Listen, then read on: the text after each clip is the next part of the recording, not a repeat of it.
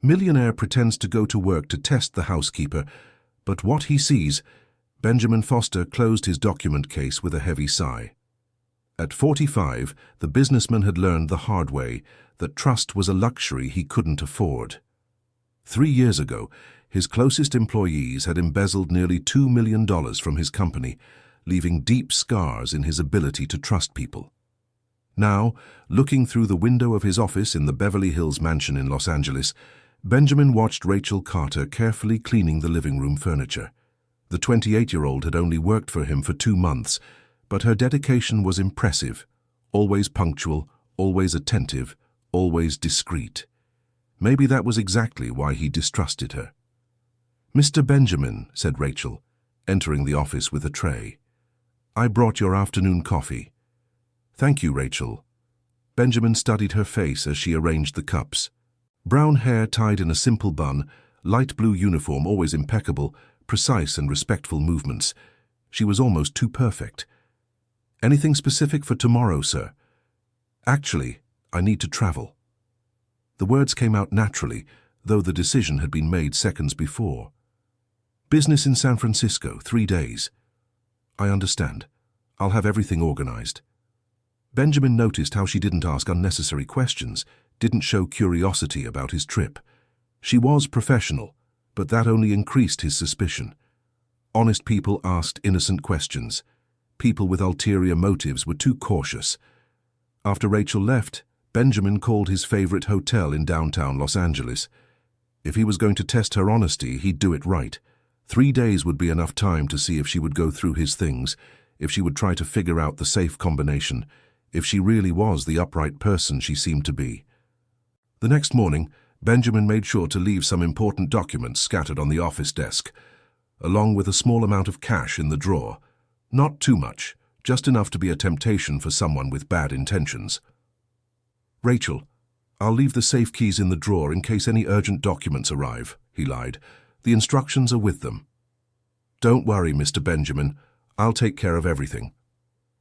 Benjamin left with 2 suitcases, making sure she saw the car leaving through the main gate. But 20 minutes later, he was parked at the hotel just 15 miles from home. The plan was in motion. The first day passed without incident. Benjamin called home a few times, and Rachel always answered promptly, reporting that everything was normal. Her voice was calm, natural. Either she was truly honest, or she was an excellent actress. On the morning of the second day, Benjamin's anxiety was at its peak. He decided to return home during lunchtime, when he knew Rachel would be there. Using the side entrance she didn't know about, he managed to get inside unnoticed. The house was completely silent. Benjamin carefully climbed the stairs, his steps muffled by the thick carpet. As he approached the office, he heard a strange noise. It sounded like someone shuffling papers. His heart raced. Finally, another person showing their true face. Benjamin positioned himself at the office entrance, ready to catch Rachel stealing his documents. But when he looked into the room, the scene he saw left him completely confused. Rachel was sitting behind his desk, but she wasn't going through his papers. The desk was covered with piles and piles of money, but the bills were different from the ones he had left as a trap. They were older bills, some even torn at the edges, organized in careful stacks. The young woman held a bundle of bills with trembling hands, counting in a low voice. Her eyebrows were furrowed in concentration, and there was something in her expression that made Benjamin's stomach tighten. It wasn't greed, it was desperation. 2,800, she murmured, separating the bills into another pile. Still missing 1,200. Benjamin remained hidden, trying to understand what was happening. Why was Rachel counting money in his office? Where had all those bills come from? That's when he noticed the old notebook next to the stacks of money. Rachel picked up a pen and made some notes, her movements carrying an urgency he had never seen before. She didn't look like a dishonest employee. She looked like a desperate person. Suddenly, Rachel stopped counting and brought her hands to her face. Benjamin saw her shoulders tremble slightly and realized she was crying. Silent tears streamed down her cheeks as she looked at the money before her. "Please, God," she whispered, "it has to work. She needs me." Benjamin felt like an intruder in an intimate moment of pain. Any anger or suspicion he had felt began to transform into something different. Curiosity, concern, maybe even guilt for spying on such a vulnerable moment. Rachel took a photo from inside the notebook and kissed it tenderly. Even from a distance, Benjamin could see it was a photo of an older woman, probably her mother. The resemblance was evident, even through the tears that blurred the image. Dear listener, if you're enjoying the story, please take a moment to like and especially subscribe to the channel. It really helps us who are just starting out. Now continuing. Rachel's phone rang, making her jump. She quickly wiped her tears and answered with a still shaky voice. Hello? Rachel, this is Dr. Mitchell. I need to speak with you about your mother. Benjamin saw Rachel's face instantly pale. She pressed the phone against her ear, as if that could make the news less serious. What happened, doctor? The tests showed we need to speed up the process. The tumor is growing faster than we expected. I need you to bring the rest of the money by tomorrow, otherwise we'll have to reschedule the surgery. No, doctor, please. Rachel's voice came out desperate. I've got almost all of it, just $1,200 left. Can you wait one more week? I'm sorry, Rachel. You know I'm very fond of Mrs. Margaret, but the hospital has its rules. The payment needs to be complete for us to schedule the surgery. I understand, doctor. I'll get the money. Rachel, there's a huge waiting list for surgeries through the public system. If we miss this opportunity... I know, doctor, I'll get it. Rachel hung up the phone and immediately broke down. Her sobs were now audible, and she hugged her mother's photo to her chest, as if it were an anchor in the middle of a storm. Benjamin felt as if he had been punched in the stomach. All his suspicion, all his elaborate test, suddenly seemed petty and cruel. That woman wasn't planning to steal from him. She was fighting to save her own mother's life. The reality of the situation began to form in his mind like a terrible puzzle. The money on the table was her savings. She had used his office because it was the only place in the house with a table large enough to organize everything. And she was crying because even after giving her all, it still wasn't enough. Rachel picked up the notebook and began flipping through the pages with trembling fingers. Benjamin could see it was full of notes, calculations, numbers. It was a record of her financial struggle, a documentation of every penny she had managed to save or borrow. 2 jobs weren't enough, she murmured to herself. 3 jobs weren't enough. What else can I do? She picked up a pen and began writing something new in the notebook. Benjamin saw they were numbers, more desperate calculations. She was trying to find a way to get $1,200 by the next day. Sell the TV, $50. Sell the stove, $200. Sell the bed. Her voice trailed off into a whisper. I have nothing left to sell. Benjamin's heart was hammering in his chest. He had judged Rachel as a potential thief, but in reality, she was a desperate daughter trying to save her mother. The irony of the situation was painful. Rachel rose from the chair and walked to the window, looking at the well-kept garden of the mansion. Benjamin could see the conflict in her posture, the way her fists nervously clenched and unclenched. Maybe I can ask for an advance, she murmured, but he'll be suspicious. He'll think I'm like the other employees who stole from him. Benjamin shrank back behind the door. She knew about his history, about his distrust, and yet she had never given him reasons to suspect her. She had never asked for favors or money in advance. She had never taken advantage of her knowledge of his past. Rachel returned to the table and looked at the money again. For one terrible moment, Benjamin saw her glance toward the wall safe. Her eyes remained fixed on it for long seconds, and Benjamin could almost see the moral battle happening in her mind. She approached the safe, her steps slow and hesitant. Benjamin held his breath, part of him almost wanting her to do what she was thinking, just to justify his suspicions, but another part, larger and stronger, hoped she wouldn't. Rachel reached her hand toward the safe, but stopped before touching it. She shook her head vigorously and stepped away. No, she said aloud, as if needing to convince herself. No matter how much I need it, I can't do this. I can't be like those people who hurt Mr. Benjamin. Benjamin felt something break inside his chest. Even in her moment of greatest desperation, Rachel had chosen to maintain her integrity. She had chosen to suffer rather than compromise her values. Rachel returned to the chair and picked up the phone again. This time, she dialed a different number. "Mom, it's me." The voice that answered from the other end was weak but affectionate. "Hi, my daughter. How's work?" "Everything's fine, Mom. Listen, I've gathered almost all the money for your surgery. Rachel, I told you you don't need to sacrifice yourself for me. I can wait for the public system." "No!" Rachel's voice came out louder than she intended. She took a deep breath and continued more softly. "No, Mom. The doctor said we can't wait, and I got a very good job, remember? I can pay for the private surgery." Benjamin knew this was a lie. The salary he paid Rachel was fair, but not enough to pay for an expensive surgery. She was lying to protect her mother from the truth about how much she was sacrificing herself. "Are you sure, daughter? I don't want you going into debt because of me. Mom, you've taken care of me my whole life. Now it's my turn to take care of you." There was a pause on the other end of the line, and then Benjamin heard muffled sobs. Mrs. Margaret was crying. "I love you so much, Rachel. I love you too, Mum, more than anything in the world." When Rachel hung up the phone, she sat silently for several minutes, just looking at the photo. Benjamin could see determination forming on her face, even through the tears. She picked up a small address book and began flipping through the pages. Benjamin saw it was full of names and phone numbers. Loan sharks. She was considering borrowing money from loan sharks to get the remaining $1,200. "John Charles," she murmured, stopping at a specific name. "He said he could lend up to $2,000 if I needed it." Benjamin knew stories about loan sharks. He knew how they operated, how they destroyed people's lives with impossible interest rates. The idea of Rachel getting involved with that kind of person made him sick. Rachel dialed the number with trembling fingers. "John Charles. This is Rachel Carter. Do you remember me?" Benjamin heard a rough male voice answering on the other end, but couldn't make out the words.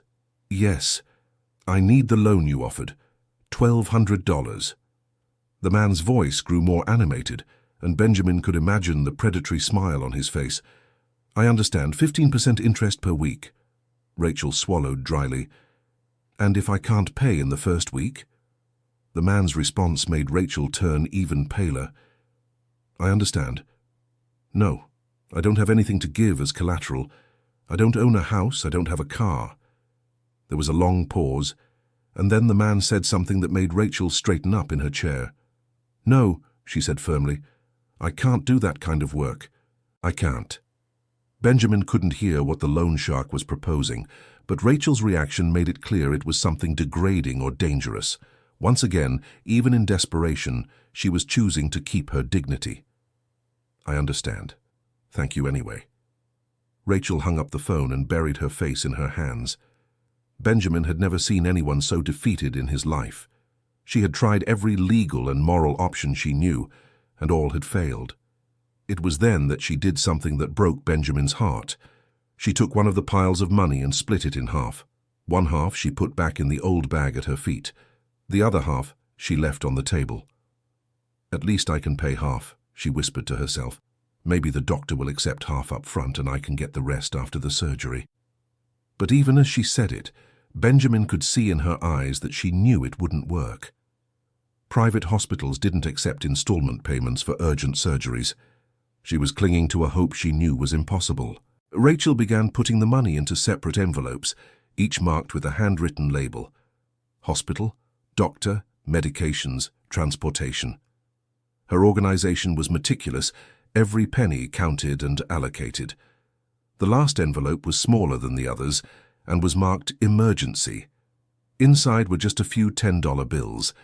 Benjamin realized it was all she had managed to save for herself, for her own basic needs. Rachel looked at this envelope with deep sadness. Benjamin knew she was calculating whether she could survive the coming months with so little money. If her mother recovered from the surgery, Rachel would be in absolute poverty for months. But she didn't even hesitate.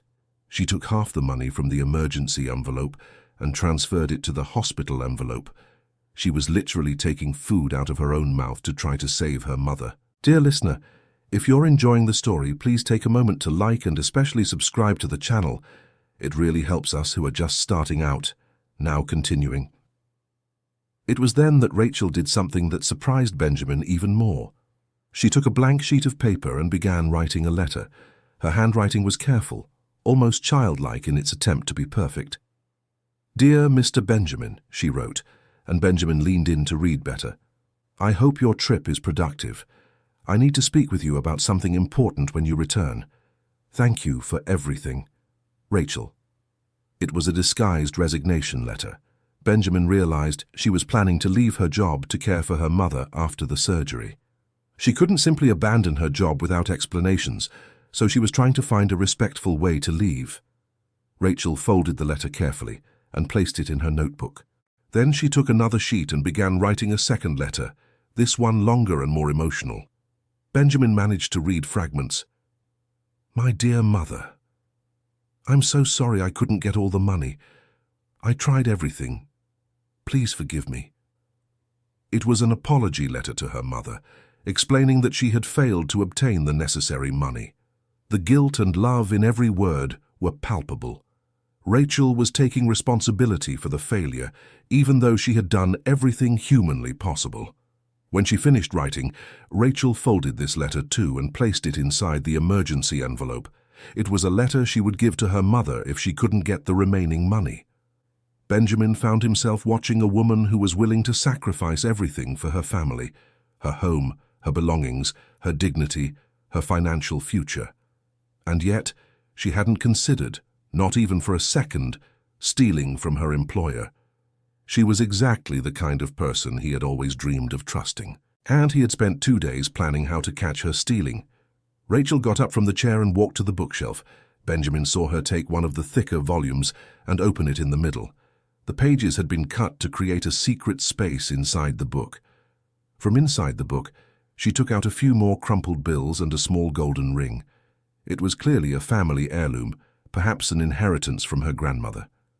Benjamin saw her look at the ring with nostalgia before placing it with the money. "I'm sorry, Grandma," she whispered to the ring, "but Mother needs it more." That ring probably represented the last physical memories she had of her grandmother, and she was willing to sell it to get the last dollars needed for her mother's surgery. Benjamin felt tears forming in his own eyes. He had witnessed a level of sacrifice and family love that touched him deeply. His own mother had passed away when he was young, and he had never experienced that kind of unconditional devotion. Rachel returned to the table and picked up her phone once again. This time she called a jewelry store. "Good afternoon. I'd like to know how much you would pay for a gold ring. It's a simple band, but it's real gold."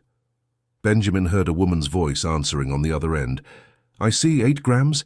And how much would that be in dollars?" The answer clearly disappointed her. Benjamin saw her shoulders slump. $250. Are you sure? I understand. Thank you. She hung up the phone and looked at the ring in her hand. $250 would leave her just $950 short. Still, it was an impossible amount to get in less than 24 hours. Rachel put the ring back in the book safe, but Benjamin could see she was just delaying the inevitable. If she couldn't get the money another way, she would sell her grandmother's ring too. It was then that her phone rang again. This time, she looked at the screen with surprise. "Dr. Mitchell." "Rachel, I have bad news. I just got a call from the hospital. They had an emergency and needed to use the operating room that was reserved for your mother. The next available date isn't for another 3 weeks. Rachel's face twisted in panic. 3 weeks? But you said she couldn't wait that long. I know, Rachel, it's a terrible situation. The only option would be the private hospital in Santa Monica, but they charge 40% more. How much would that be? $6,000 more. Rachel, I know it's a lot of money, but if you could manage it, we could do the surgery as early as tomorrow. Benjamin saw Rachel's world collapse. She who could no longer get the missing $1,200 now needed $6,000 more. It was impossible. Completely impossible. Doctor, I don't have that money. I'm sorry, Rachel. I'll put Mrs. Margaret on the public hospital waiting list, but you know how it is. I know, Doctor. Waiting lists can take months. Unfortunately, yes. When Rachel hung up the phone, she simply collapsed. It wasn't a loud or dramatic cry. It was the silent sound of someone whose last hope had just died. She put her head on the table, among the piles of money that had become useless. All her effort, all her sacrifice, all her deprivations of the past months had been in vain. Benjamin felt as if he were watching someone's heart breaking in real time. There was something brutal about how life sometimes crushed good people, people who deserved help more than anyone else. Rachel stayed like that for several minutes, just breathing heavily. When she finally lifted her head, her eyes were red, but there was a strange determination in her expression. She picked up the phone and called her mother again. "Mom, it's me again." "Hi, honey. Your voice sounds strange. Is everything okay?" Rachel took a deep breath before answering. "Mom, there's been a change at the hospital. Your surgery has been postponed." "Postponed? For how long?" For a few weeks, but don't worry. I'll use this time to get even more money. I'll get you the best surgery possible." Benjamin admired how she managed to keep her voice steady while lying to protect her mother. She had transformed her greatest defeat into a promise of renewed fight. "Rachel, are you sure everything's okay? I can hear you've been crying." "I'm fine, Mom. It's just that I love you so much, and I want you to get well soon." "I love you too, my daughter. You're the most precious thing I have in life." After hanging up, Rachel remained sitting in silence for a long time. Benjamin could see her processing the new reality. It was no longer $1,200 she needed to get. It was $7,200, an astronomical amount for someone in her situation. She opened her notebook to a new page and wrote Plan B at the top. Then she started making a list of new possibilities. "Sell everything I have at home," she wrote first. "Ask everyone I know for loans," was the second item. "Work 20 hours a day if necessary," was the third. The list continued for a full page, each idea more desperate than the last. Benjamin could see she was trying to convince herself there was still hope, even while knowing she was being irrational. The last item on the list made Benjamin's heart stop. Talk to Mr. Benjamin about a large loan. She was considering asking him for help. But even as she wrote, Benjamin could see the hesitation in her handwriting. She knew about his past, about how he'd been betrayed by employees. Asking for a large loan would be like confirming all the suspicions he might have about her. Rachel crossed out that last item from the list. Benjamin felt a physical pain in his chest. She preferred to give up the possibility of saving her mother rather than risk being seen as just another dishonest employee trying to take advantage of him. It was at that moment Benjamin finally understood who Rachel really was. She wasn't just honest. She was genuinely good. She had the kind of character he'd been searching for his entire life, but had given up believing existed. Rachel started putting the money back in her bag, her movements now mechanical, hopeless. She had given up. Not completely. Benjamin knew she would keep trying, but she had given up believing she would succeed. When she finished putting away the money, she wiped the table carefully, removing any evidence that she had been there. Then she picked up the notebook and looked at it for a long moment. Benjamin saw when she tore out the page with Plan B and ripped it into small pieces. It was as if she were destroying hope itself piece by piece. Rachel was about to leave the office when she stopped at the door and looked back one last time. Her eyes passed over the table where the money had been, the safe she had considered opening, the window that looked out onto the garden she tended every day. "Thank you for giving me dignity," she whispered to the empty office, unaware that Benjamin was listening to every word. "I know I'll have to leave all this soon, but thank you for making me feel respected." And then she left, closing the door gently behind her. Benjamin remained hidden for several minutes after she left. His heart was beating so hard he could hear it echoing in his ears. Everything he had witnessed in the last 2 hours had completely changed his perspective on Rachel, on himself, and on what truly mattered in life. He had created a test to measure her honesty, and she had passed in a way he could never have imagined. She hadn't just resisted the temptation to steal from him. She had faced the kind of despair that would lead most people to justify any action, and yet had chosen to maintain her integrity. Benjamin finally emerged from his hiding place and entered the office. The room still carried the echo of the pain he had witnessed. He sat in the chair where Rachel had been sitting, trying to process everything he had discovered. On the table, There was a small object she had forgotten, a simple hair clip, the kind women use to hold back loose strands. It was such a small and insignificant object, but to Benjamin it represented the humanity he had almost lost sight of. He picked up the clip and examined it. It was cheap, probably bought at a convenience store for $2, but Rachel had worn it every day, maintaining her professional appearance even when her world was falling apart. Benjamin thought about his own life. He had millions in the bank, owned a mansion that could house 10 families, drove cars that cost more than most people earned in a lifetime. And yet, he had spent the last few years obsessed with the possibility of someone stealing from him. Rachel had almost nothing, and yet was trying to give everything to save someone she loved. The difference between their realities was so stark, it was almost comical, or perhaps tragic. Benjamin picked up his phone and called his private lawyer. "Franklin, I need you to do a complete background check on one of my employees, Rachel Carter. I want to know everything about her situation and her family." "Of course, Benjamin. Any problems?" "No. On the contrary. She might be the most honest person I've ever met. I just want to confirm the details." "I understand. I'll send you a report by tomorrow." After hanging up, Benjamin sat in silence for a long time. A decision was growing in his mind, but he wanted to make sure he was doing it for the right reasons, not just out of guilt or an emotional impulse. He thought about his own mother, who had battled cancer when he was a teenager.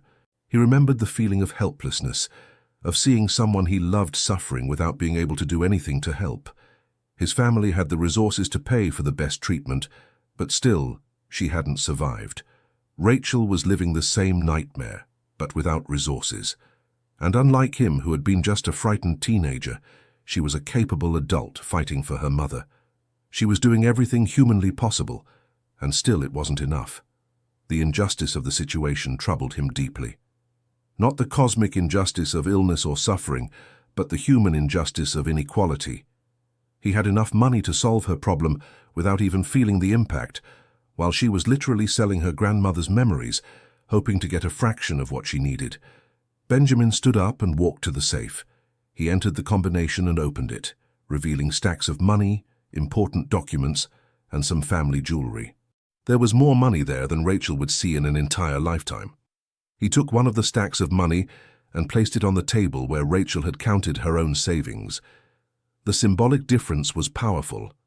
His money was stored in a high-security safe, protected and idle. Her money had been carried in an old bag, each bill earned through overtime and deprivation. Benjamin spent the rest of the afternoon thinking. He could help Rachel, but he knew he needed to do it in a way that preserved her dignity. She was too proud to accept charity, and too honest to accept a loan she knew she couldn't repay.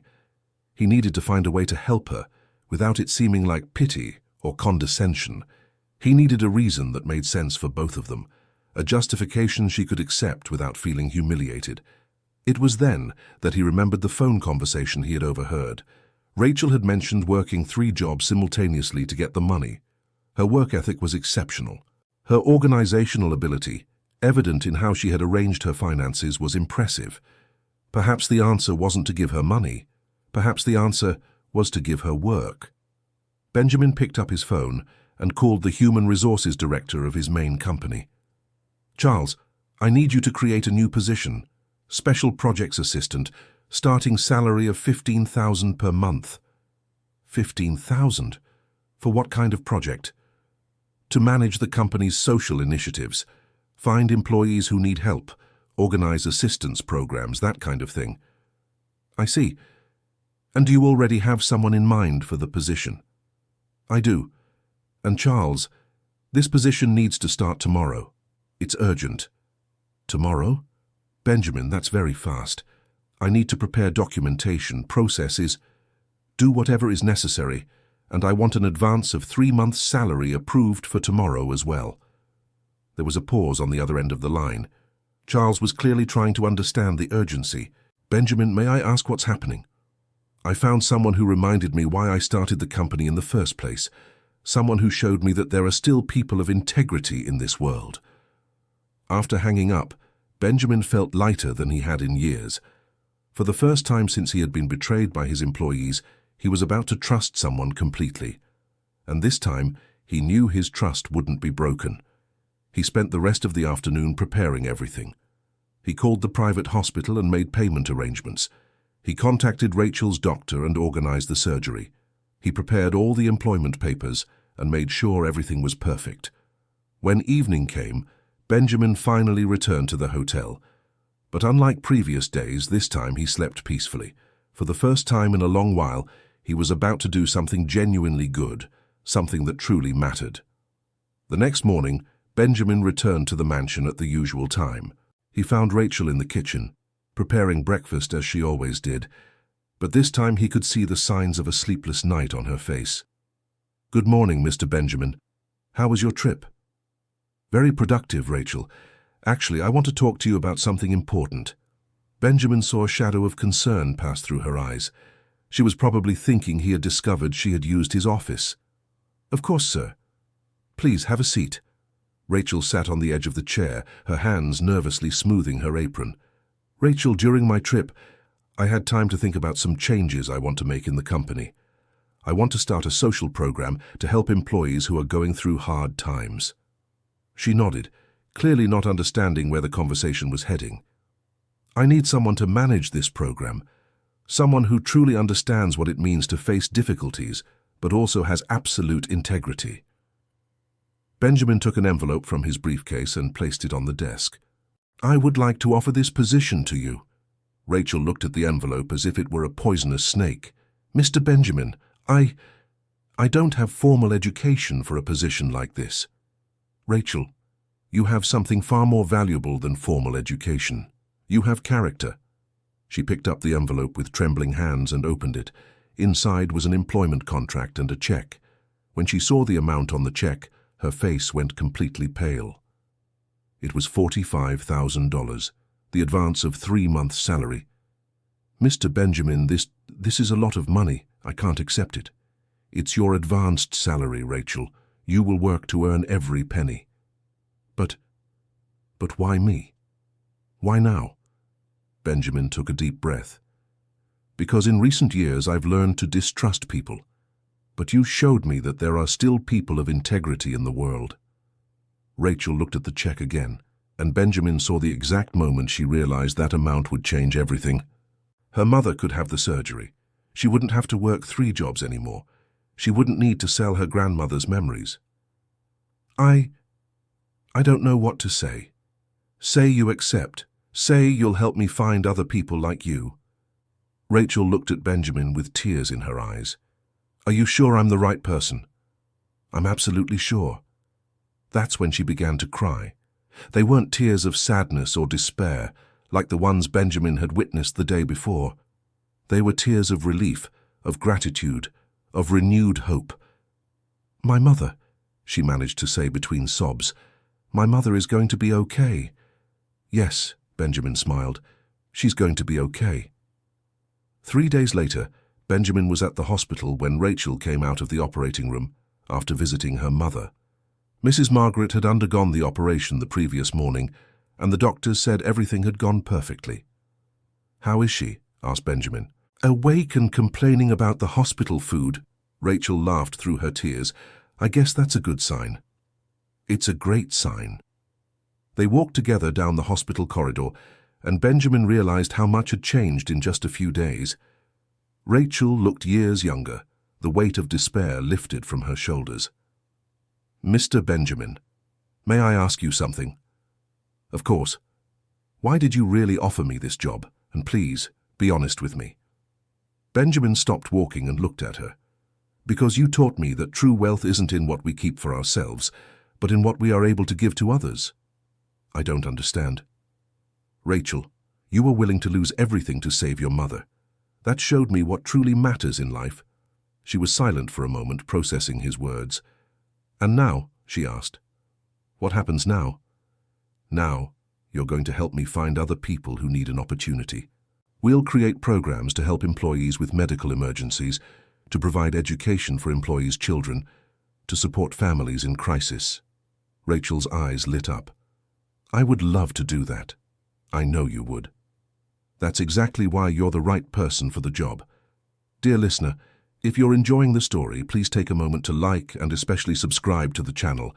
It really helps us who are just starting out. Now, continuing. 6 months later, Benjamin was in his office reviewing the reports from the social program Rachel had created. In half a year, they had helped 43 employee families, offered scholarships to 16 children, and created a medical emergency fund that had already saved 6 lives.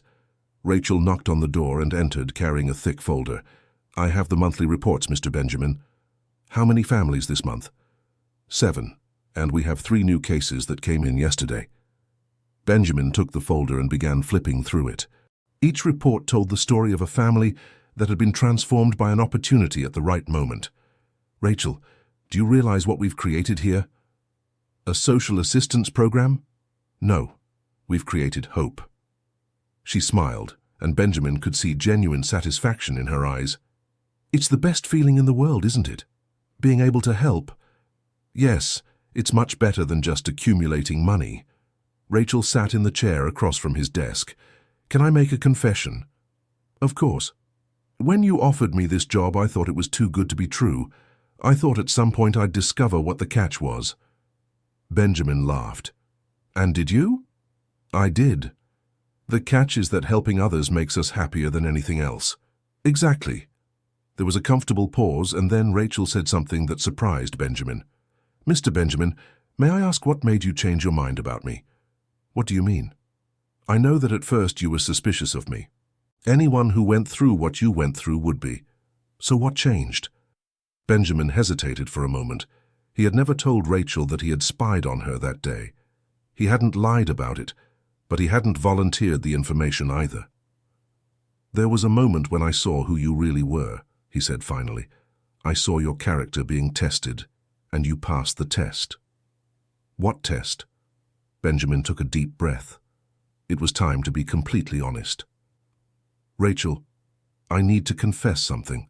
When I said I was traveling on business that first week, I lied. I was testing you." Her face changed slightly, but she didn't seem shocked. "What do you mean?" "I wanted to see if you would go through my things, if you would try to figure out the safe combination, if you would steal anything." Rachel was silent for a long moment. "And what did you see?" "I saw you in my office, counting money and crying. But it wasn't my money. It was your savings for your mother's surgery." Now she seemed genuinely surprised. "You saw me?" "I saw everything. I saw you considering opening my safe and deciding not to. I saw you receiving the call from the doctor. I saw you talking with your mother. I saw you refusing to take money from loan sharks to do questionable things." Rachel blushed deeply. "Mr. Benjamin, I can explain why I was in your office." "You don't need to explain. I saw that you were only using the desk because you needed a large space to organize your money. And I saw that you cleaned everything up afterward. You weren't angry. I was the opposite of angry. I was ashamed." "Ashamed?" "Ashamed for having doubted you. Ashamed for testing the honesty of someone who was going through hell to save their own mother. Ashamed for having so much money and being worried about someone stealing crumbs." Rachel fell quiet, processing everything he had said. "I'm not angry that you tested me," she said finally. "I understand why you needed to do it. How can you not be angry? Because I know people have hurt you before.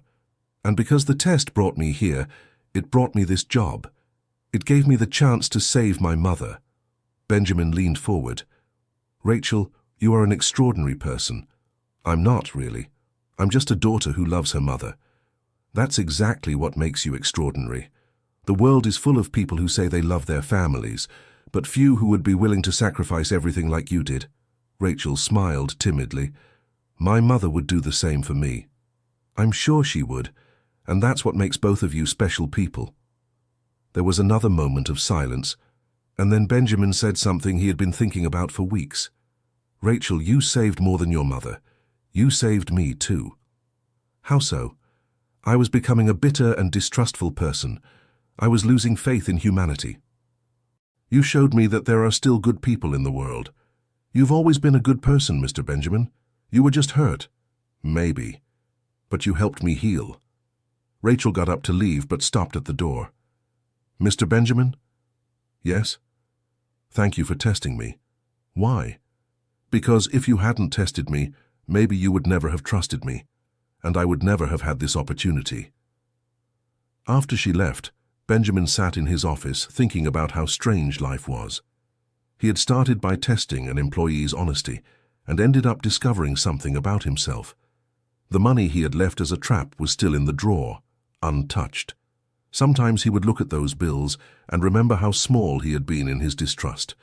But today that money represented something different. It represented the beginning of a friendship that had transformed his life. 1 year after the test that changed everything, Benjamin was at the opening of the third social assistance center he had created. This one was located in the neighborhood where Rachel had grown up, and she had insisted it be built there. "I want the children here to see that it's possible," she had said. "I want them to see that there are people willing to help." The opening ceremony was packed. Entire families had come to see the new center, which would offer free medical care, tutoring for children, and job training programs for adults. Benjamin watched Rachel talking animatedly with a group of local mothers, explaining the available services. Her transformation had been incredible. The timid and desperate woman he had spied on that day had become a confident and respected community leader. "Mr. Benjamin?" A woman's voice interrupted his thoughts. He turned and saw Mrs. Margaret approaching. Rachel's mother had fully recovered from her surgery and now looked healthier than ever. "Mrs. Margaret, how are you?" "Very well, thanks to you. I wanted to thank you personally for everything you've done for my daughter." "Mrs. Margaret, your daughter saved my life as much as I saved hers." The older woman smiled. "She told me about the test you did." Benjamin stiffened slightly. "I hope you weren't offended." "Offended? On the contrary. I was proud." "Proud?" "Proud because my daughter passed the test. Proud because you saw in her what I always knew was there." "And what is that?" "A heart of gold. My Rachel has always been like that since she was little. She always put others before herself." Benjamin looked at Rachel again. She was now crouched down talking to a small child, her eyes shining with genuine kindness. "Mrs. Margaret, may I ask a personal question?" "Of course." "How did you raise such an extraordinary daughter?" Mrs. Margaret laughed. "I didn't really. I just tried not to get in the way of who she already was." "She was born that way." "Some people are born with kindness in their hearts, Mr. Benjamin. My daughter was one of those people. My job was just to protect that goodness until it grew." Benjamin thought about Mrs. Margaret's words for a long time. Maybe she was right. Maybe some people were truly born with something special, something that life tried to corrupt, but that could be preserved with love and care. "Mrs. Margaret, can I ask one more question?" "As many as you want." "Weren't you angry at Rachel for lying about getting a well-paid job?" "Angry? For her lying to protect me? For her working 3 jobs to get money for my surgery?" Mrs. Margaret shook her head. "How can I be angry at someone who loves me so much? But a lie is a lie. Mr. Benjamin, there's a difference between lying to hurt and lying to protect. My daughter lied because she didn't want me to feel guilty about costing her money she didn't have." Benjamin nodded, understanding. "She protected you even from the truth about her sacrifice." "Exactly. And that shows me the depth of her love." At that moment, Rachel approached them with a radiant smile on her face. "Mom, Mr. Benjamin, are you enjoying the party?" "It's wonderful, dear," said Mrs. Margaret. "You must be very proud." "I am, but it's not just because of me. It's because of all the families we'll be able to help." Benjamin smiled. "Rachel, do you remember what you said on your first day of work? That you wanted to help people going through what you had been through?" "I remember." Mission accomplished. Rachel looked around the center full of smiling people, hopeful families, children playing. "You know what's the most amazing thing?" "What?" 6 months ago, I was desperate, thinking my life was over, and now I look back and see those were the days that brought me here. Sometimes the worst moments of our lives are just the beginning of the best, said Mrs. Margaret. Benjamin thought about his own words. 2 years ago, when he had discovered his employee's betrayal, He had sworn never to trust anyone again, and now he was surrounded by people who had become his chosen family. "You know what I learned," said Benjamin. "I learned that testing people's honesty is pointless. Honest people will be honest regardless of tests. Dishonest people will find a way to cheat any test." "So why did you test?" asked Rachel. "Because I was afraid, and scared people do irrational things." "And now? Are you still afraid?" Benjamin looked at the two women in front of him, thought about all the employees who were now part of his life, thought about all the families they had helped. "No. Now I have hope." The party continued late into the night. When it was finally ending, Benjamin found himself alone with Rachel, tidying up the last things. "It was a perfect day," she said, folding tablecloths. "It really was." "Mr. Benjamin, can I say something I've been thinking about for a long time?" "Of course. You completely changed my life, but I think I understood why it was so important for you to help me." "Why do you think that?" "Because you needed to remember you were a good person. Helping others was a way to find back who you really were." Benjamin stopped stacking chairs and looked at her. "You might be right. You were lost after being betrayed by those employees. You were defining yourself by the pain they caused, not by who you really were. And now? Now you define yourself by the joy you bring to others. It's quite a change." Benjamin smiled. "You're very wise for someone so young." "I'm not wise. I'm just grateful. And grateful people pay attention to the good things." They finished cleaning up in comfortable silence. As they were leaving, Rachel stopped and looked back one last time. "This center will help many people," she said. "Yes, it will. You know what part moves me the most?" "What?" "That every person we help will help others too. It's like ripples in a pond, spreading wider and wider." Benjamin nodded. "Goodness is contagious." "Exactly. And it all started because you decided to trust me, even though you were afraid. It all started because you chose to be honest, even when you had every reason not to be." Rachel smiled. "So we make a good team." "The best." As they drove home that night, Benjamin thought about how his life had changed. 2 years earlier, he would have considered it impossible to trust someone so completely. Now he couldn't imagine his life without the people he had learned to love like family. The test he had planned to expose dishonesty had ended up revealing integrity. The trap he had created to catch a thief had captured an angel.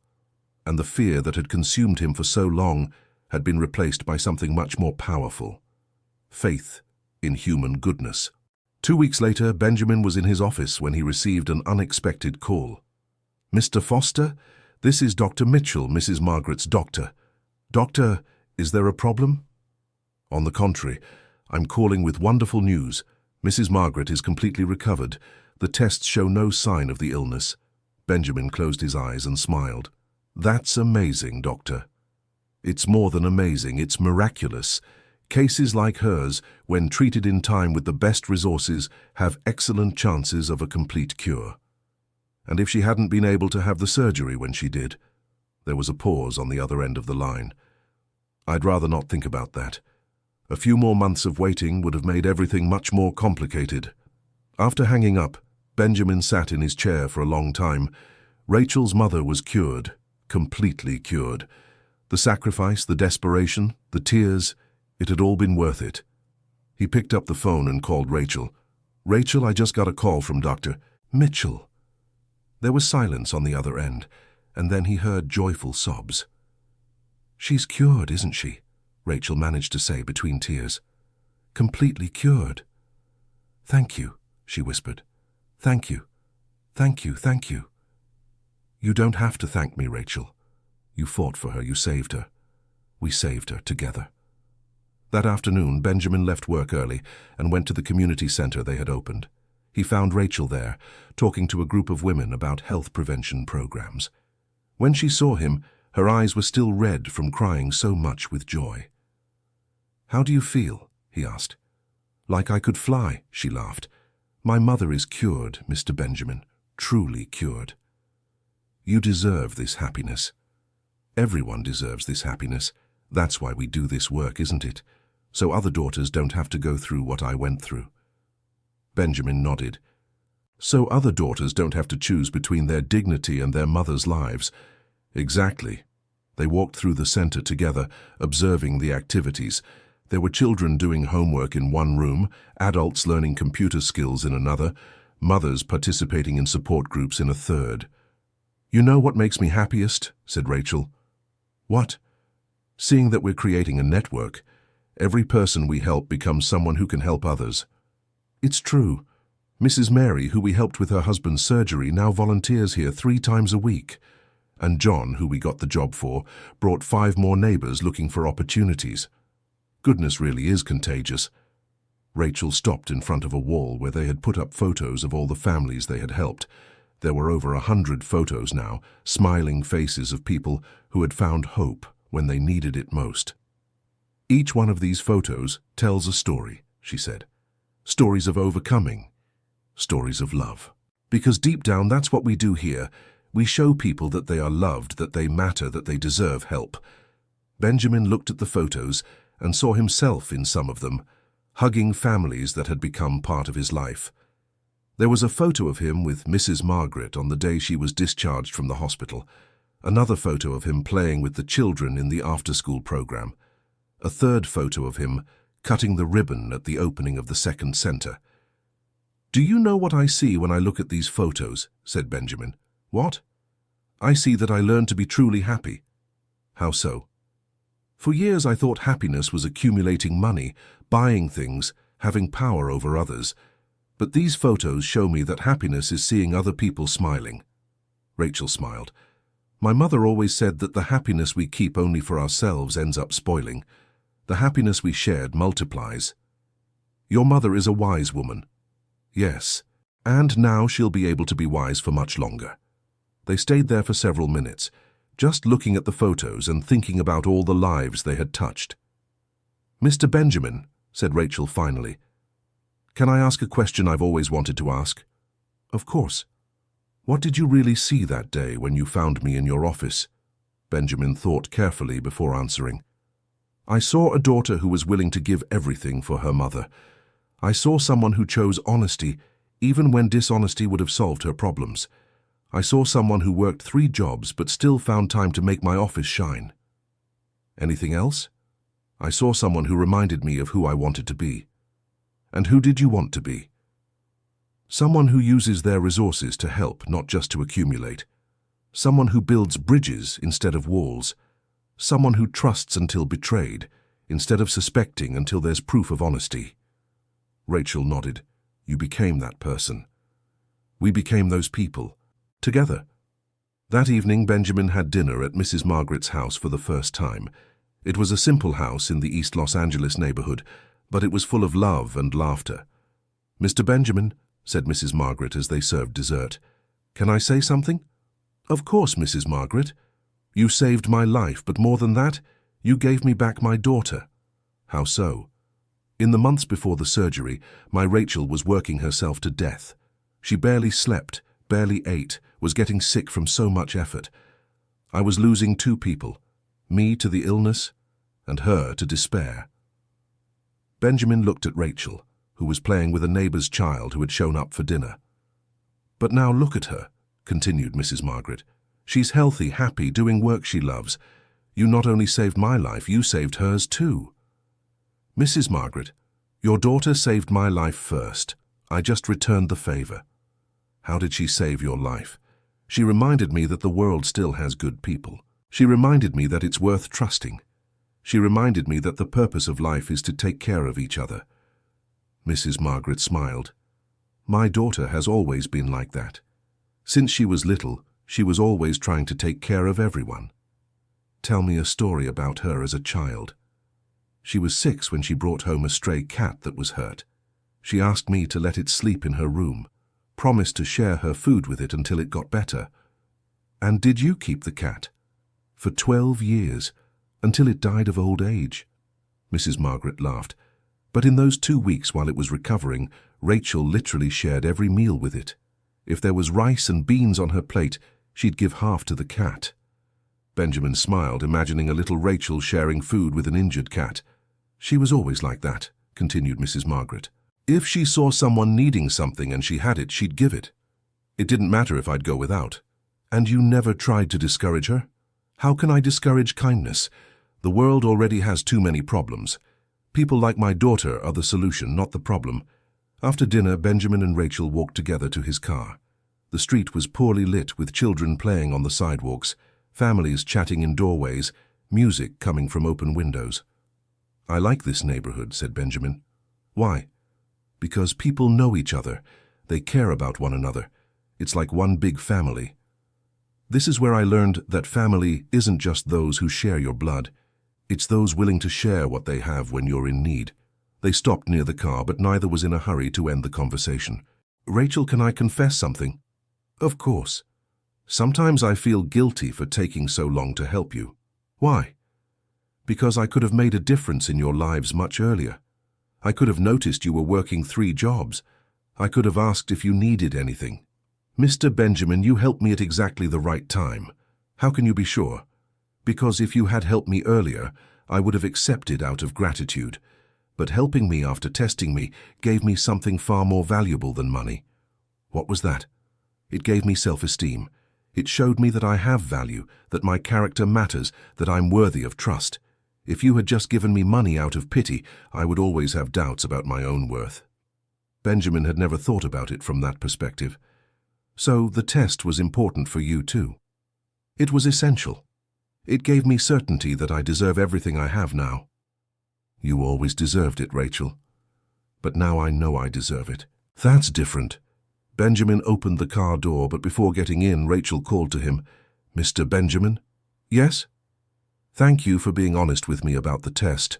Many people would have kept it secret forever. Honesty deserves honesty. Exactly. As he drove home that night, Benjamin thought about the conversation he had with Rachel. She was right about the test being important to give her certainty of her own value. But the test had been important for him too, for reasons completely different from what he had originally planned. The test had been designed to expose character flaws, but it ended up revealing strength of character. It had been planned to justify distrust, but it ended up creating absolute trust. It had been planned to protect his material possessions, but it ended up enriching his spiritual life. Deep down, Benjamin knew the real test hadn't been about Rachel's honesty. The real test had been about his own ability to recognize kindness when he saw it. And fortunately, he had passed that test too. End of story. Now tell me, what did you think of this touching story? Did Benjamin make the right decision in trusting Rachel? Leave your honest opinion in the comments. If this narrative moved you, don't forget to leave your like and subscribe to the channel for more heartwarming stories.